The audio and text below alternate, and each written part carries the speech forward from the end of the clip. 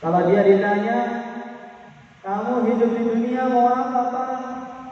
Ya dijalani aja.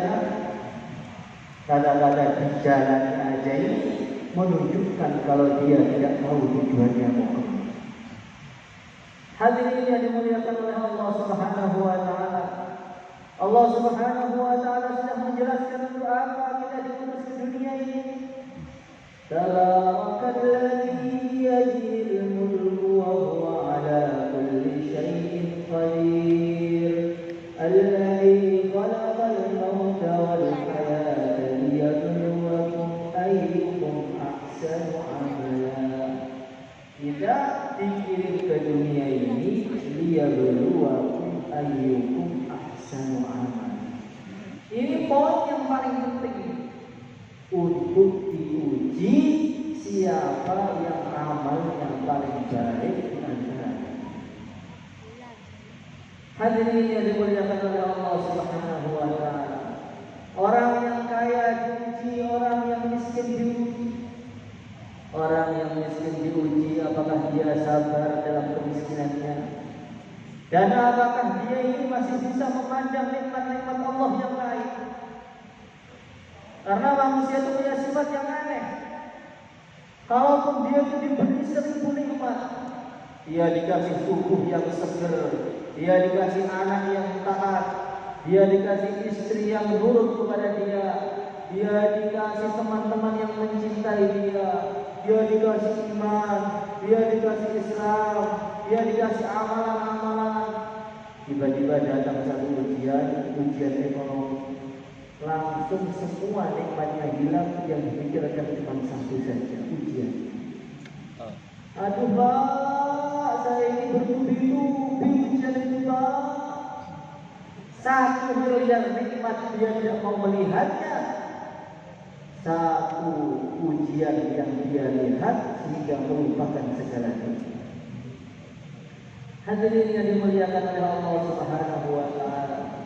Orang yang paling kaya di dunia itu siapa? Nabi Allah Sulaiman alaihi salatu wassalam. Nabi Allah Sulaiman alaihi salatu wassalam doa, Rabbi habli mulkan la yanbaghi li ahadin min ba'di. Ya Allah, berilah saya kerajaan yang Engkau tidak akan pernah memberi kerajaan seperti itu kepada siapapun saja. Maka Masya Allah, Nabi Sulaiman itu kalau sudah duduk di singgasananya begini, maka di kanannya disiapkan 400 kursi, di kirinya disiapkan 400 kursi. Di kanannya yang duduk adalah pimpinan-pimpinan ulama-ulama Bani Israel, Asif bin Barqoya dan lain sebagainya, orang-orang sekti dari golongan manusia. Ini duduk di kursi bagian kanan, menteri-menterinya manusia. Kalau yang ini adalah tokoh-tokoh jin. Di situ ada Ifrit, di situ ada siapa lagi, saya belum kenal. Hadirin yang dimuliakan oleh Allah Subhanahu wa taala. Maka Nabi Allah Sulaiman alaihi salatu wasallam dan sofnya ini berurutan. Yang pertama ada sof manusia, kemudian di belakangnya ada sof jin, kemudian ada sof hewan perburutan, ada binatang buas, ada binatang ternak, ada binatang melata, dan di atasnya ini seluruh macam-macamnya burung terbang menaungi semua pasukan Nabi Allah Sulaiman alaihi salatu wasallam. Allah. Maka Nabi Sulaiman menyuruh kelompok jin, hai jin, bikinkan saya satu permadani yang permadani dari mencukupi semua pasukanku, yang permadani dari anti banjir, yang permadani dari anti panas, yang permadani dari anti api. Akhirnya jin-jin itu semua kerja keras, kerja bakti bikin satu karpet yang sangat kuat, permadani yang sangat besar. Yang besarnya itu nggak tahu berapa ratus ribu kilo. Sehingga kalau Nabi Sulaiman itu duduk, semua pasukannya itu naik dari permadani semua. Di sininya manusia, di sininya jin, depannya manusia, jin, binatang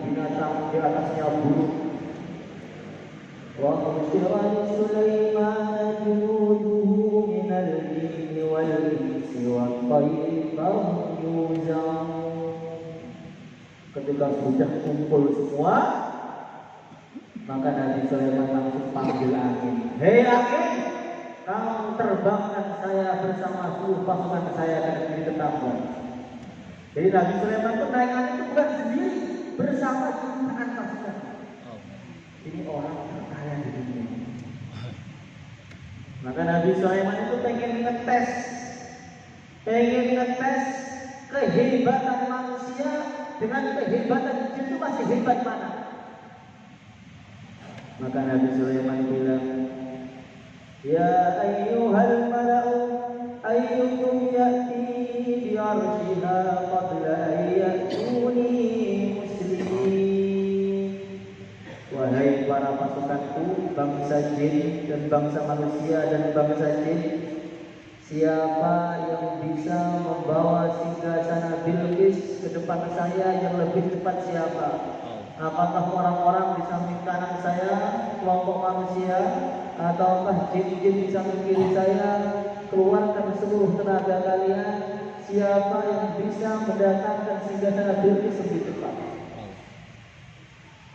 Maka di sini angkat tangan Ifrit. Ifrit itu sampai sekarang masih hidup. Ifrit angkat tangan. Qala ifritum minal jin ana atika bihi qabla an taquma min maqam. Wahai Nabi Allah, engkau itu biasanya duduk pagi hari, habis sholat subuh engkau duduk. Nanti engkau itu berdiri dari tempat duduk pas sebelum qailulah jam 11 siang. Maka saya bisa mendatangkan ini singgasana Bilqis dari Yaman sana sampai saya bawa ke Palestina di sini. Kurang lebih 4 jam saya akan terbang membawa singgasana Bilqis di depan Allah. Ini kata bangsa jin. Maka di sampingnya ini ada ulama namanya Asis bin Barqaya yang mengatakan dia Nabi Allah.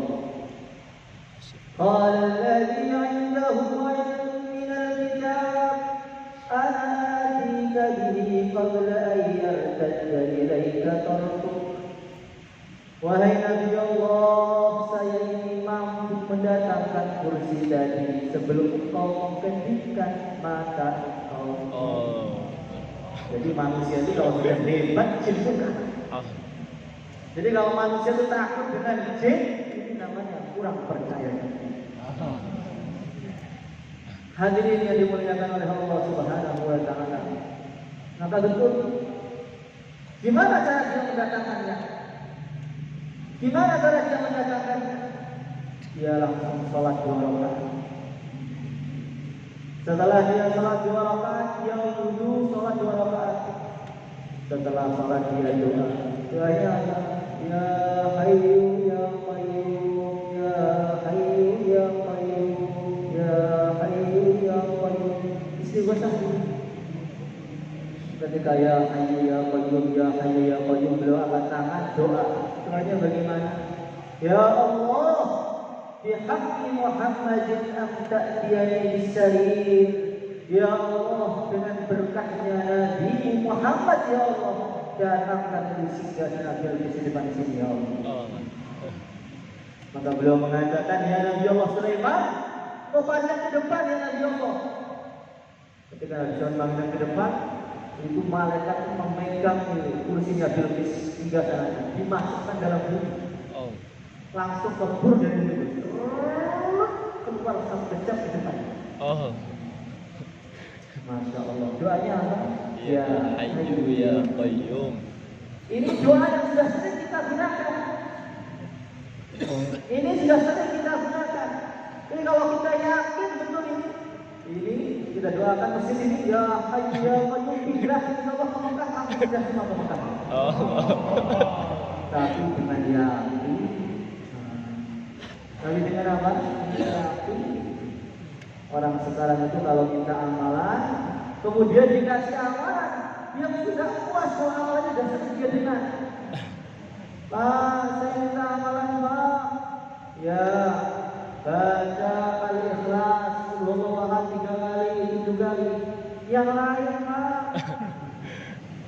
Amalan-amalan yang tidak ada satu pun orang yang tahu, Pak. Yang tahu hanya saya saja, Pak. Oh. Ini sifatnya manusia. Sifatnya manusia itu apa? Yaitu kalau amalan nyari yang berbeda. Padahal bukan seperti itu. Kata Allah, para ulama mengatakan supaya amalan itu ada khasiatnya. Gimana caranya? Caranya kul harfan kul alfan. Caranya gimana? Kul harfan kul alfan. Setiap amalan tadi kamu hitung jumlah hurufnya. Setelah kamu hitung jumlah hurufnya, setiap satu huruf kamu baca 1000 kali. Jadi kalau Bismillahirrahmanirrahim seumpama ada 17 huruf, baca Bismillahirrahmanirrahim 17.000 kali, itu nanti baru ada khasiat. Allah. Baca amalan baru 100 sudah ada khasiatnya. Dari mana khasiatnya? Hadirin yang dimuliakan oleh Allah Subhanahu wa taala. Maka langsung itu datang singgasananya keluar di depannya. Ketika singgasananya sudah keluar di depannya, manusia pilihan sudah tunduk, jin-jin pun tunduk, bahkan hewan-hewan pun tunduk, semua tunduk dengan Nabi Sulaiman. Mukanya paling tampan, suaranya paling bagus, hartanya paling banyak, agamanya paling tinggi, imannya paling tinggi. Jadi kita itu harus punya pemahaman bagaimana Nabi dan Rasul itu punya iman yang paling tinggi, dan Nabi dan Rasul maksum. Maksum itu bagaimana? Tidak berbuat dosa. Kata para ulama, kalau orang itu tidak adab dengan Nabi dan Rasul, maka Allah akan hukum kekuatan dalam kerja dia itu.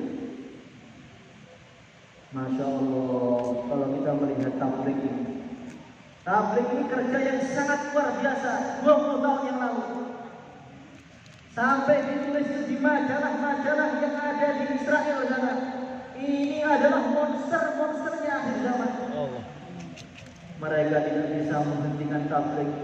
Kenapa tidak bisa menghentikan? Karena tabligh itu tidak ada kasnya.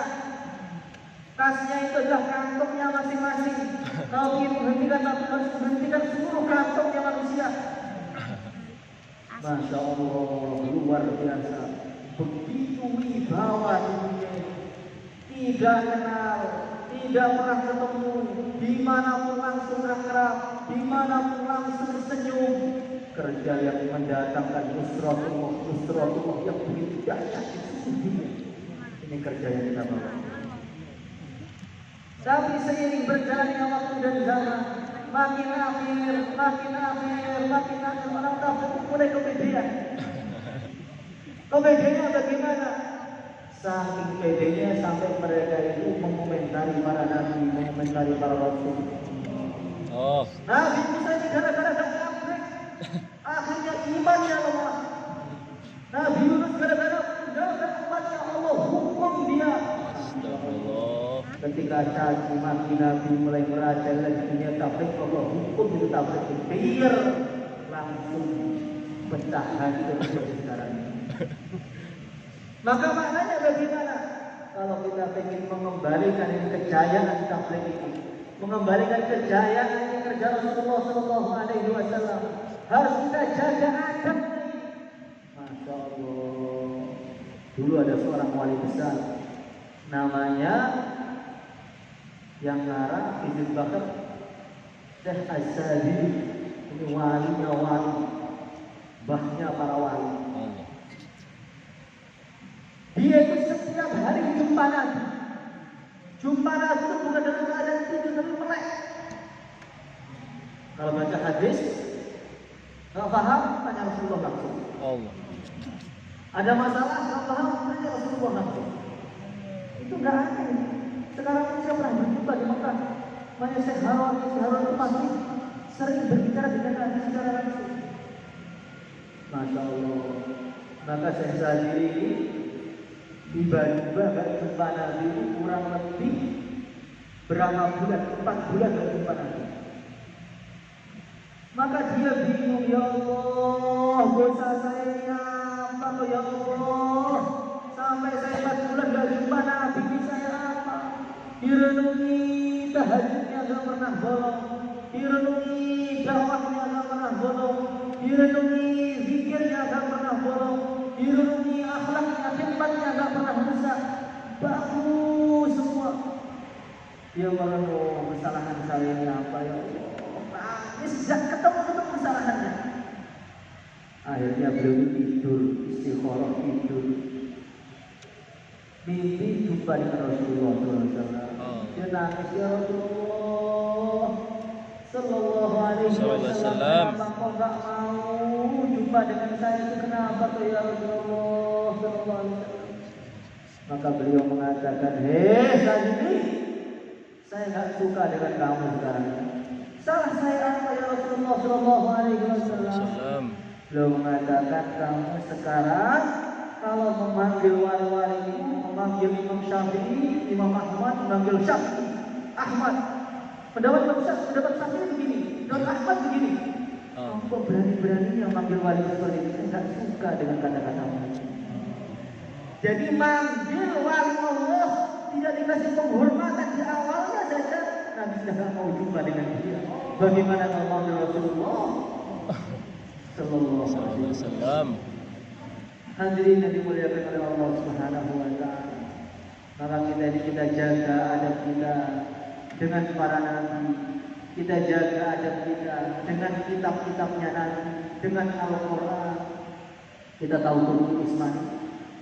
Turki Utsmani satu kerajaan yang sangat besar, menguasai dunia Islam 600 tahun. Begitu berkah sekali. Apa amalan dia? Ternyata kakeknya itu punya amalan. Kalau dia masuk rumah, di rumah itu ada Al-Quran, dia nggak berani duduk saking adabnya dengan Al-Quran. Ketika kakeknya punya adab seperti ini, cucu-cucunya Allah jadikan asbab hidayah seluruh dunia. Orang sekarang manggil Sayyidina Umar dengan kata-kata Umar, manggil Sayyidina Abu Bakar dengan kata Abu Bakar mengatakan, Umar mengatakan, Utsman mengatakan, Alhamdulillah, hadirin yang dimuliakan oleh Allah Subhanahu wa taala. Agama itu adalah adab. Termasuk perkara yang penting dalam agama itu adalah adab. Dulu ada seorang imam besar namanya Imam Sufyan. Jadi ketika jalan mau sholat Imam Nawawi, ketika dalam perjalanannya Imam Nawawi itu meninggal dunia. Imam Nawawi itu meninggal dunia. Maka dia sedih, ya Allah, saya ini mau sholat Imam Nawawi, tapi kenapa Imam Nawawi sudah meninggal dunia? Dia naik kuda. Tengah-tengah naik kuda dan ada petani. Petani sedang berbincang-bincang dengan petani lain.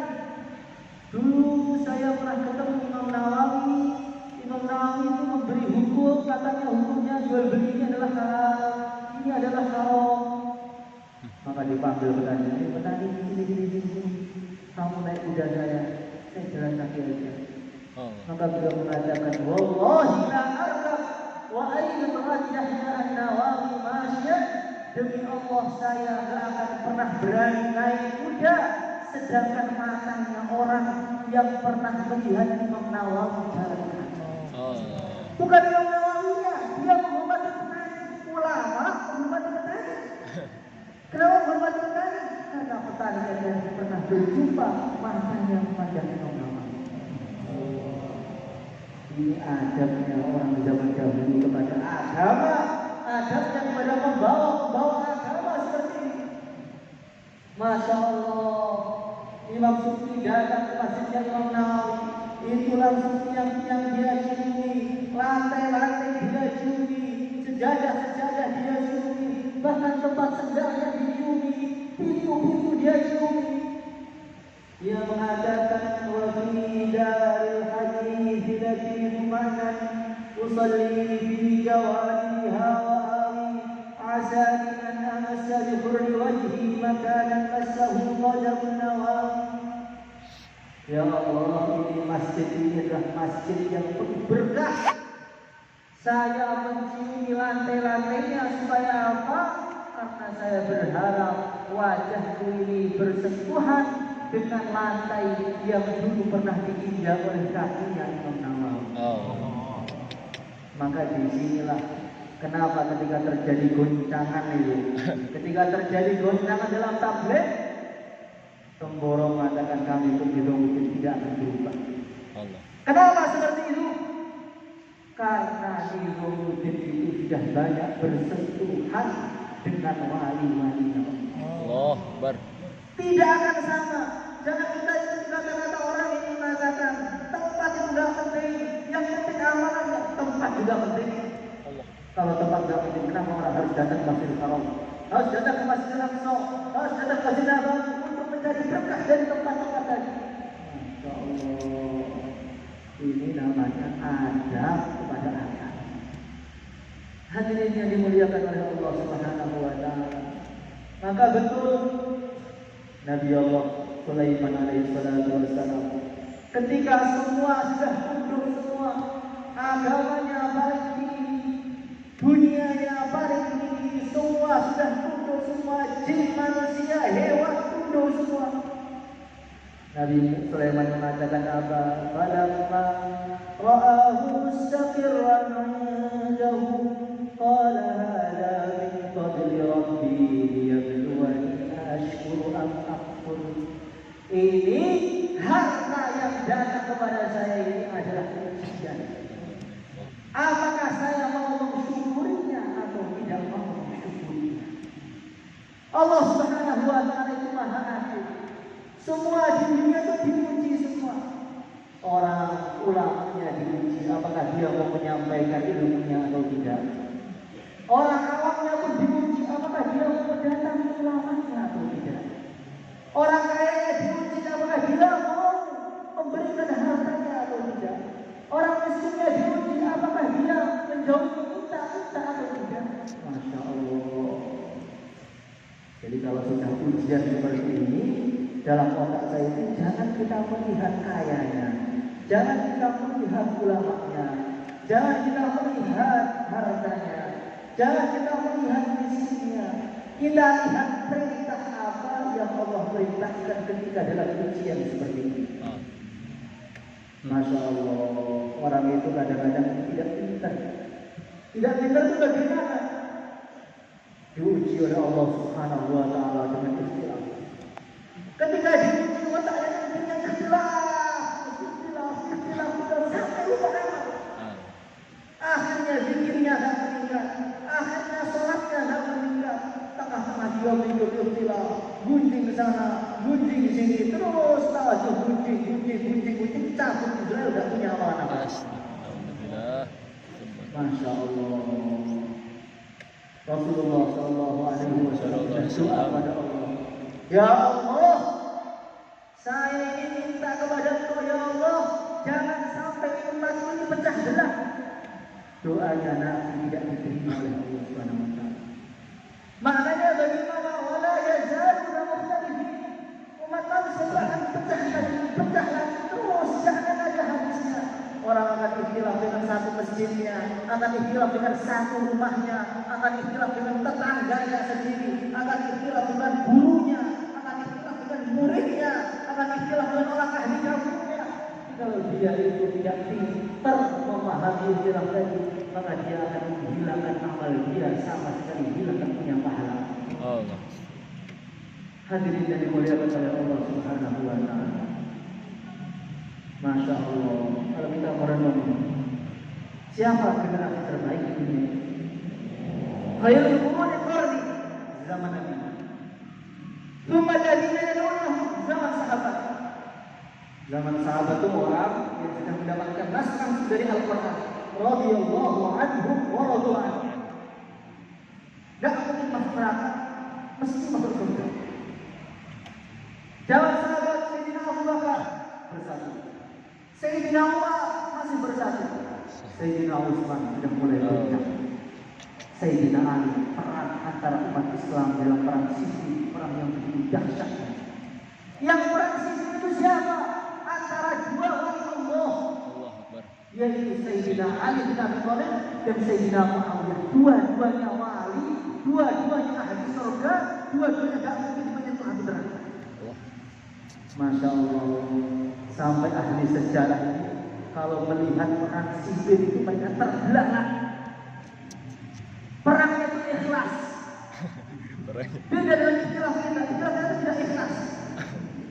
Gimana ikhlasnya itu? Masya Allah. Pagi itu perang. Azan dulu. Allahu Akbar, sholat dulu. Kalau sholat, orang-orangnya Sayyidina Muawiyah itu gabung Sayyidina Ali. Kenapa gabung Sayyidina Ali? Karena di Sayyidina Ali lebih tawajuh rasa sholatnya. Sholat di Sayyidina Ali semua. Nah di tengah-tengah perang ada makannya. Kalau makan orang-orang Sayyidina Ali gabung Sayyidina Muawiyah. Kenapa? Makannya enak. Sayyidina Muawiyah.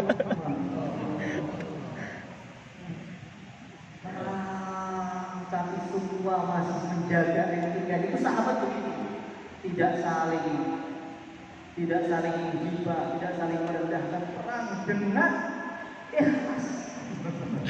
Ada perangnya ikhlas. Sahabat itu, masya Allah. Sayyidina Ali itu jagoan.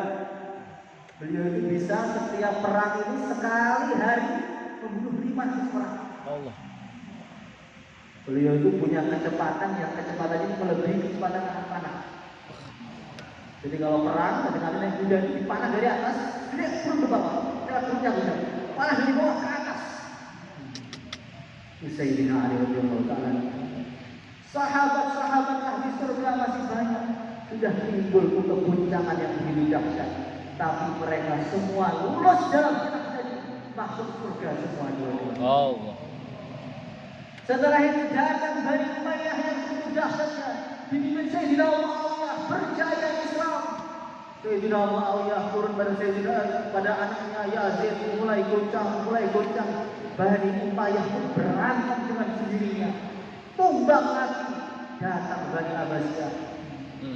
Bani Abbasiyah maju lagi, hebat harta senjata. Khalifah Al-Ma'mun, Khalifah Al-Amin, hebat Islam, goncang lagi, berantem lagi. Tumbang lagi, datang Turki Utsmani. Turki Utsmani yang paling ikhlas, naik, masya Allah. Likulli ummatin ajal, tiba-tiba goncang lagi, runtuh. Turki sudah runtuh, sekarang baru berusaha untuk bangkit kembali. Lah setelah Turki runtuh ini, Allah kirim namanya Syekh Ilyas menjadi mujaddid. Ini dalam abad ke-20. Masya Allah, abad 21, 20. Maka dulu almarhum guru kita beliau mengatakan, tabligh ini kalau dilihat sekilas gak mungkin bisa pecah. Gak mungkin. Kenapa? Asasnya tabligh itu apa? Tidak boleh berbicara khilaf-khilaf. Tidak boleh berbicara aib masyarakat. Tidak boleh berbicara politik. Semua sudah dipagari oleh Syekh Ilyas dengan begitu baiknya. Tidak boleh ada pengumpulan dana. Tidak boleh masya Allah serapi mungkin sehingga tidak mungkin pecah. Tapi kalau melihat sejarah, likul ummatin ajal, suatu ketika ada goncangan. Tapi beliau mengatakan, tapi saya berharap goncangan itu jangan terjadi ketika saya masih hidup. Maka betul, setelah beliau wafat terjadi goncangan. Maknanya bagaimana? Maknanya ini bagaimana kita yang cerdas dalam memahami khilaf. Kita harus cerdas. Cerdasnya itu bagaimana? Kita harus punya paten namanya paten agama.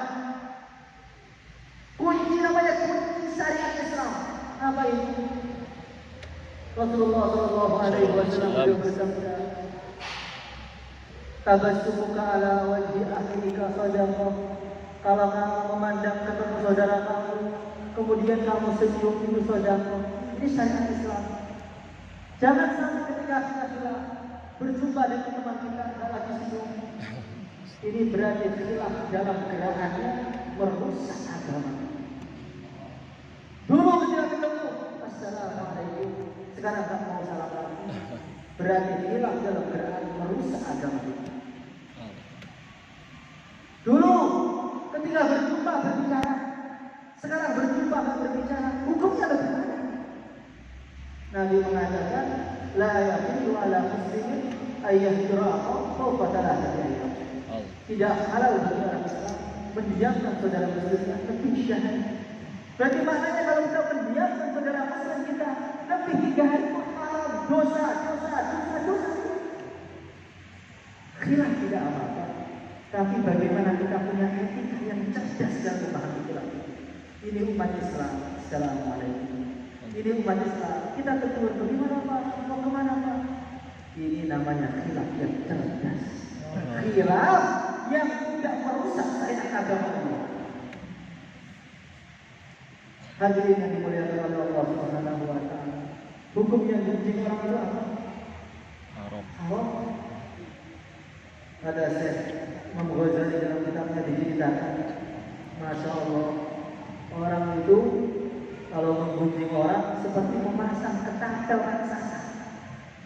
Ketapel raksasa dipasang.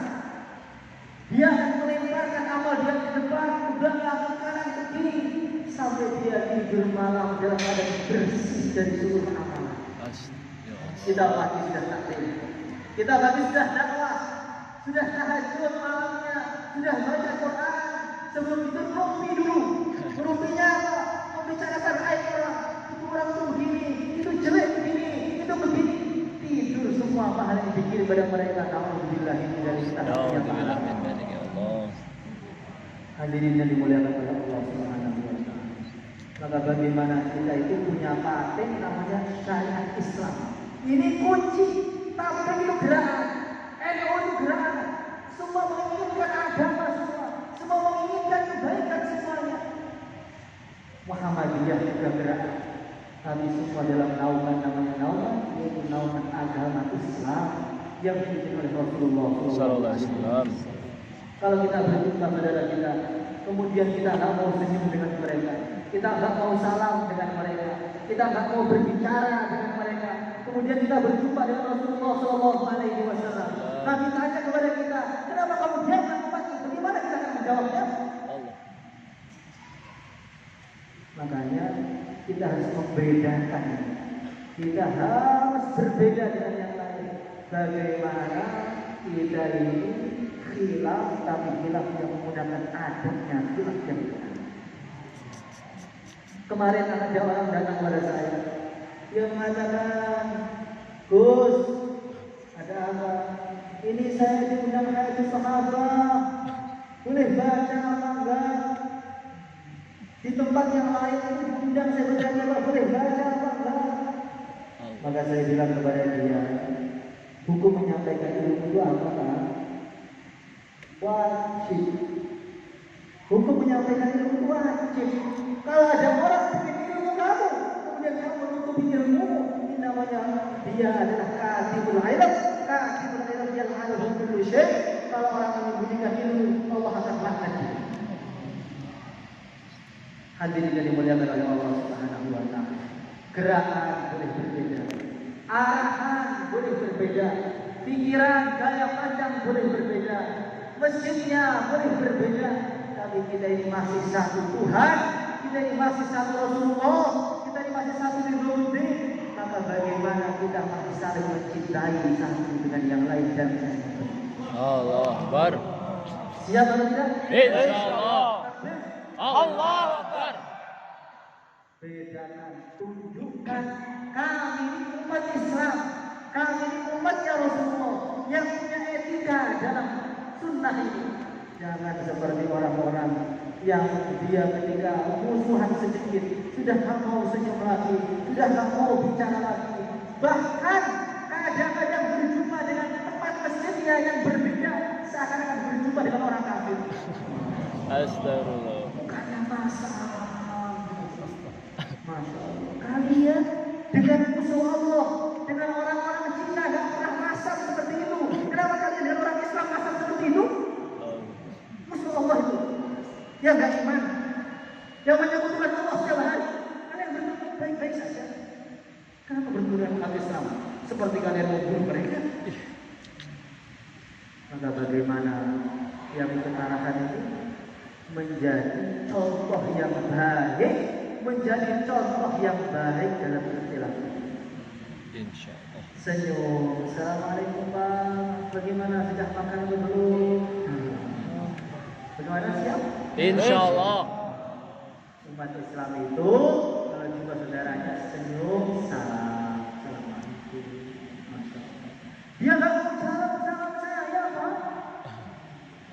Masya Allah, dia nggak mau jawab salam hukumnya wajib, salam hukumnya sunnah. Dia nggak jawab itu dosa, yang salah dapat pahala. Kenapa dia dapat dosa, kamu dapat pahala, kamu yang sedih? Kita salah, assalamualaikum. Dia dapat dosa, kita dapat pahala. Kenapa masih menyesal? Dia dapat neraka, kita dapat bidadari 1000. Masa dapat istri baru malah rusak? Dikasih bidadari marah bagaimana ini? Hadirin yang dimuliakan oleh Allah Subhanahu wa Ta'ala, harus kita luruskan otak kita. Tujuan kita itu satu, mencari ridho Allah. Hidup ini ujian, yang kaya diuji, orang miskinnya diuji, ulamanya juga diuji, orang yang gak ulama juga diuji. Yang lurus siapa mencari ridho Allah, Allah masuk surga, yang gagal neraka, yang lain tambahan. Oh. Masya Allah. Nabi Adam itu baru turun ke bumi. Allah berfirman, "Qala ihbitu ba'dukum li ba'din adu." Wahai Adam, bumi. Nanti anak cucumu itu satu dengan yang lain akan selalu bermusuhan. Masya Allah. Nabi Adam itu baru turun dari dikatakan nanti anak cucumu itu saling bermusuhan. Nabi Adam itu punya anak Qabil dan Habil. Qabil dan Habil. Qabil itu produk surga. Lahir Siti Hawa itu hasilnya di surga. Ketika turun di dunia jadi kafir Qabil itu. Apa dosanya Nabi Adam? Gak punya dosa. Jadi sudah takdir Allah Subhanahu wa Ta'ala, manusia itu akan selalu ada yang gak cocok, selalu ada yang gak cocok. Tapi ketika gak cocok itu, jangan sampai menghilangkan pahala kita. Hadirin yang dimuliakan oleh Allah Subhanahu wa Ta'ala. Maka ada satu ulama itu lupa tahajud. Ketika lupa tahajud berjumpa dengan istrinya. Maka istrinya mengatakan, "Wah, tadi malam bukan tahajud tuh." Dia senyum, "Gak apa-apa tahajud." Laki-laki yang tahajud gimana? Laki-laki itu tandanya meriah, punya selera. Selera itu tahajud. Ini perempuannya sudah masuk. Meriah punya selera itu apa? Laki-laki itu tahajud. Laki-laki itu berjuang. Laki-laki kok malam tidur di rumah itu apa?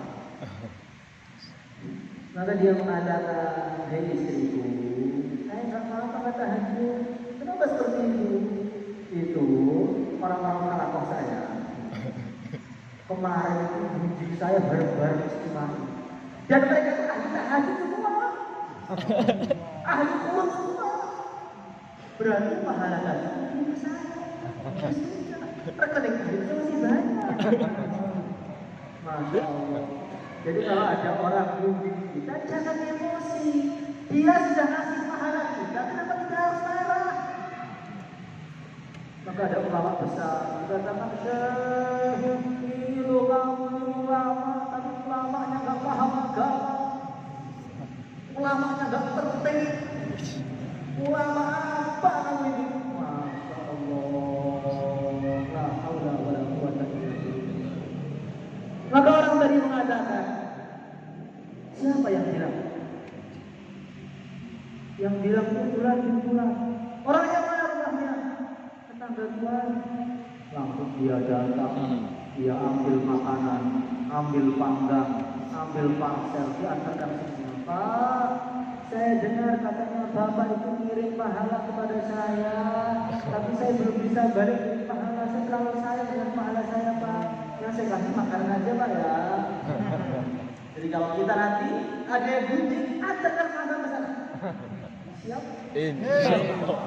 Ada yang gunjing, antar makan. Gunjing lagi, antar es. Gunjing lagi, antar minum.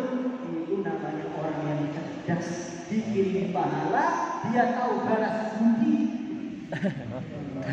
Dikirimi pahala, malah marah-marah. Orang gunjing bilang, saya nggak terima Pak. Dikasih pahala nggak terima. Itu istri dia kasih kamu nggak terima. Allah. Istri dia itu masya Allah. Bidadari itu luar biasa. Putihnya aja tembus sesubuh paginya. Dikasih kamu nggak mau. Masya Allah. Nah. Dikasih istri baru malah dari istri yang lama. Hadirin yang dimuliakan oleh Allah Subhanahu wa taala. Nanti terus Pak akan ada, jadi harus paten kunci. Nanti tiba-tiba satu hal kok berantem. Tiba-tiba nanti satu masalah berantem. Namanya manusia itu otaknya beda-beda. Dia punya otak, saya punya otak. Bagaimana harus dipaksakan sama? Dia punya otak, saya punya otak. Dia punya pendapat, saya punya pendapat. Dan nanti kalau kita itu hanya tawaduk terus mati ternyata nggak bawa pahala, malah punya hutang dosa yang begitu banyak. Mabuk? Insyaallah. Ini orang Mas sampai harus menjadi contoh yang baik, membuat Rasulullah tersenyum. Nabi mengatakan orang baik itu bukan orang yang dibuat baik dan dia berbuat baik. Ada orang senyum, gadis itu bukan orang baik. Itu namanya orang membalas sepantar, sama itu. Assalamualaikum, waalaikumsalam, sama. Orang baik itu apa? Orang baik itu orang ketika orang lain berbuat buruk pada dia, dia berbuat baik. Itu orang baik. Kamu bodoh, Bapak pintar. Kamu sesat, Bapak lurus. Jadi kamu sesat juga, kamu gila juga. Ini tidak berbeda dengan orang yang ada di pinggir, ada di terminal. Gila. Kalau kita kan gila, waras. Masya Allah. Orang itu harus masya Allah. Maka ada seorang ulama di jalan. Ketika dia jalan, datang kepada anak raja.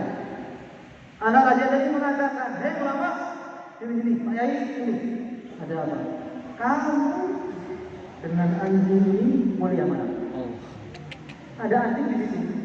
Dia mengatakan kamu dengan anjing ini mulia mana? Kira-kira kalau kita digitukan gimana? Pak, kamu dengan anjing ini mulia mana? Oh, maksudnya apa? Saya bunuh di tempat kan? Maka ulama tadi mengatakan, diperinci kalau saya mati dalam keadaan iman, mulia saya. Kalau saya mati dalam keadaan tidak iman, alhamdulillah mulia dia. Karena saya di neraka, dia tidak apa-apa. Masya Allah. Jadi orang itu harus cerdas. Kita itu sudah punya kunci namanya kunci syariat Islam. Hadirin yang dimuliakan oleh Allah Subhanahu wa taala. Maka sekarang kita rubah fokus kita cuma satu. Gimana mencari ridho Allah? Gimana mengumpulkan orang-orang bisa ke masjid kembali? Itu di luar masih ramai itu. Wah, itu orang-orang homeless semua di malah itu masih ramai. Kenapa kita tidak mendatangi mereka? Fokusnya dengan temannya saja. Masih banyak orang-orang yang lalai. Kita datangi, ayo Pak. Banyak orang-orang yang lalai. Ayo Pak, bantuan. Masya Allah. Tabligh itu di Indonesia kurang dari 0%. Kurang dari 0%. Kalau kita jalan sini sampai Makassar, pinggir jalan bukan orang tabligh semua itu, orang-orang belanja, orang-orang minum komer, orang-orang Masya Allah masih maksiat, orang-orang di pantai Pawangku tadi masih banyak yang begitu. Itu adalah ajang kita untuk mencari pahala. Maka gimana sekarang berubah fokusnya, gimana kita mencari pahala, kumpulkan orang sebanyak-banyaknya, kita ajak bareng-bareng masuk surga. Siap? Insyaallah. Semakin banyak orang yang kita ajak, nanti semakin kita dekat dengan surga. Allah. Masya Allah. Hadirin yang dimuliakan oleh Allah Subhanahu wa taala, dari malam Jumat yang mulia ini langsung taksir. Wassalamualaikum warahmatullahi wabarakatuh. Selamat bulan siap. Jadi Insyaallah.